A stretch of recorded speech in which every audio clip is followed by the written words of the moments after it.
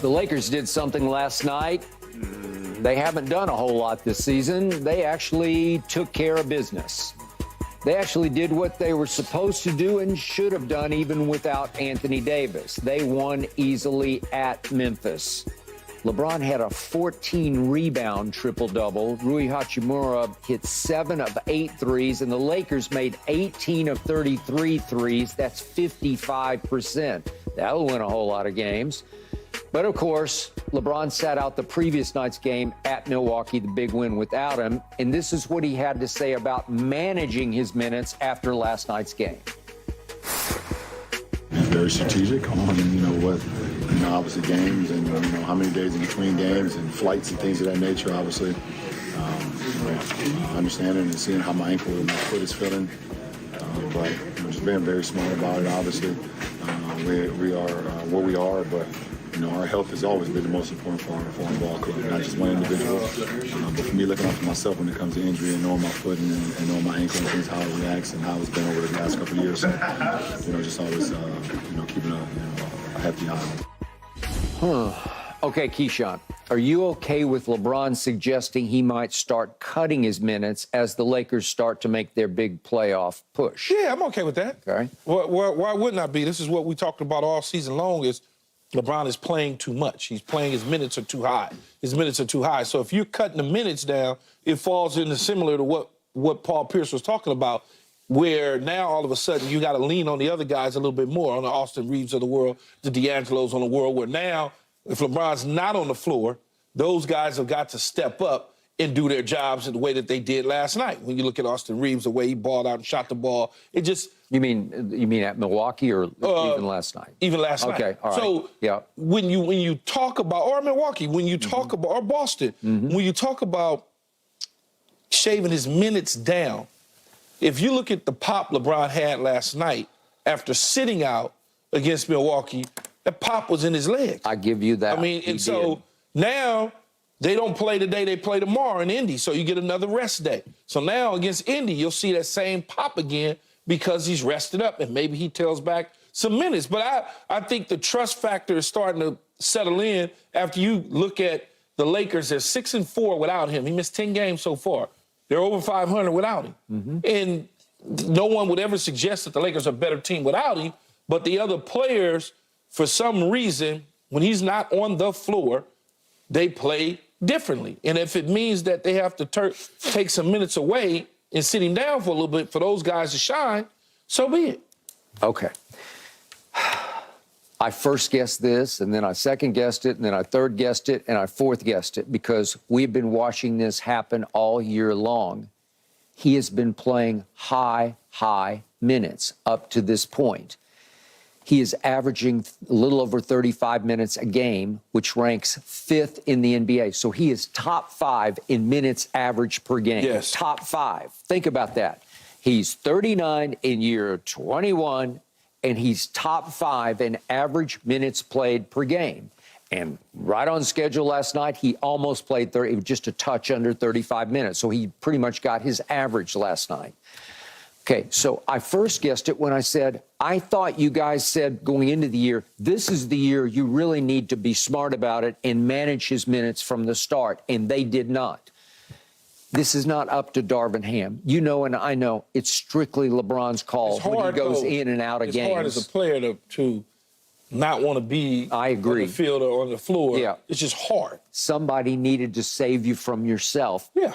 Because yourself can't save you, because when you played, you wanted to play. Yeah, you want to be in. You just want to play. Yeah, you want to play. If you're there and Bill Parcells says, you know what, I'm going to rest you in the fourth quarter. We're up a couple of touchdowns. And you're like, well, I only caught 2 balls so far. A few curse words might come out. Would come out. I'll because let you know when right. I won't rest. All right. But this is LeBron bleeping James in his 21st season, having become the all-time leading scorer, having eclipsed 40,000 points. It's almost like the number with all those zeros, 40,000 points. He did that.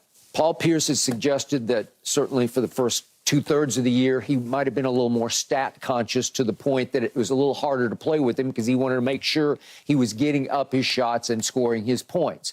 And I can't condemn that, because it's part and parcel of his legacy and what's going to endure. And so I get it. But now we're to crunch time. And all of a sudden, this team is starting to look like a team to me. It's starting to look like it's got a real shot at going places. Look, they can go 6-0, 5-1 on this road trip. Yeah. And then they come home and they got Cleveland and a couple other teams. But they could go 5-1, 6-0.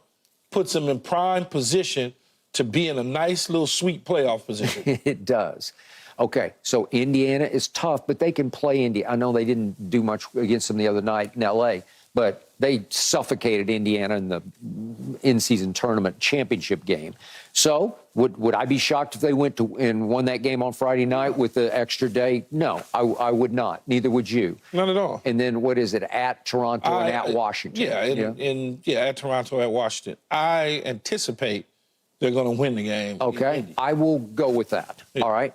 So now the irony of this is you didn't save yourself for the stretch run, because I have no problem with him saying I need to cut my minutes, because he does. Well, he is saving himself for the stretch run. No, but I mean, not for this is the playoff seeding run, right? Yeah, but this is good. If he can minimize minutes and roll into the play-in playoffs fresher.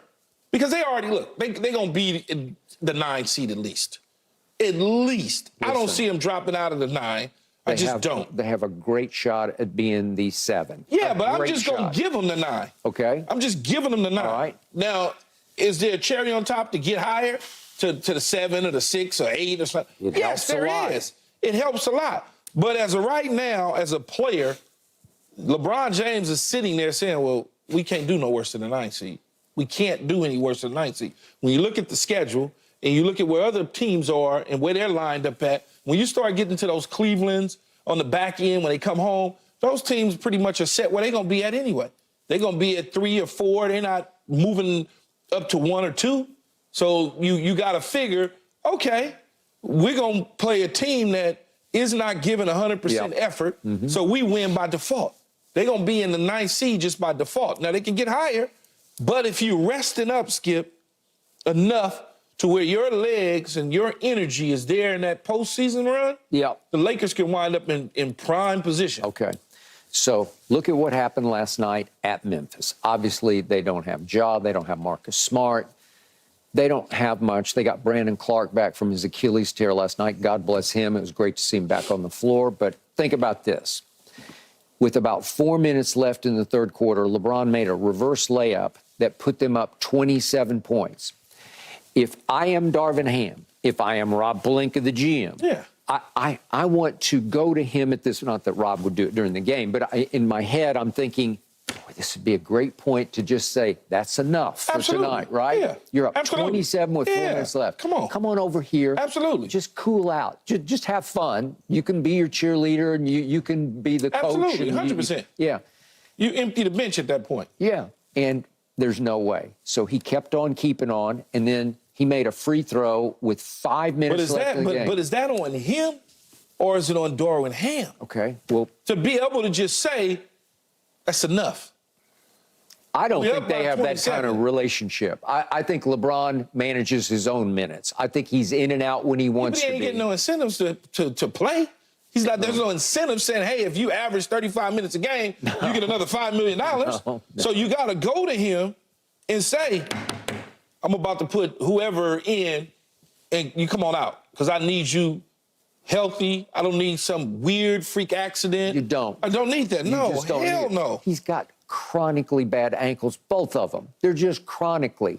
They're what you call arthritic. Not that he's an old man, but they've had so many ankle turns and so much wear and tear. See, I honestly think that's on Darvin Ham. Okay. I don't think that's on LeBron. When you talk about 27 points up, what is he out there for? That's on the coach to be able to call a timeout. Come on over here and sit with me, big fella. Okay, so game over. LeBron talked on his new podcast with JJ Redick about the Clippers game back. It's been, 6 weeks ago, but when they came, they stormed back to win the game. Yeah. And he told Darvin Ham during the timeout, no, I want Kawhi. I want to take Kawhi. Yeah, that's okay. It's totally okay with me, but I'm just showing you the sort of coach on the floor, the unofficial head coach of the Lakers is LeBron James because he's earned it. All players in certain situations that have the ability to take over games or do whatever it can, they'll tell you in a minute, I want him, or I want him, or I want to run this route, or, put me in this position. I don't care. That's the way good players operate. Yeah. Because Kawhi, I don't need Kawhi cooking. We don't have anybody that can guard Kawhi. I'm going to have to dig deep and pull up whatever little mustard I got in energy. I agree. To defend him. And by the way, to LeBron's credit, of the individual defensive win share ratings, he is the best on the team. He's only 86th in the league because they have not played very good defense. But he, again, down a stretch in a fourth quarter, do I want him on Kawhi? You better believe I do, because physically he can match up with Kawhi, who, by the way, took over a game in Philadelphia last night. I know, but what you do when you LeBron is you dig deep. And you pull out that young LeBron defensive player at this age, because you can do it. That's why great players in the end, man, you look up and guys take shots, or guys get the ball thrown to them, or you hand the football to the great players, because whatever it is, when it's nut cutting time, they get it done. They get it done. All right. So it was not that kind of time late last night. No, so LeBron, he should have. Okay, so he's still in the game. Check this out. 5 minutes left in the game. He makes a free throw, and that put him up 17. Okay, so it was 27. So now they're up 17, and he winds up playing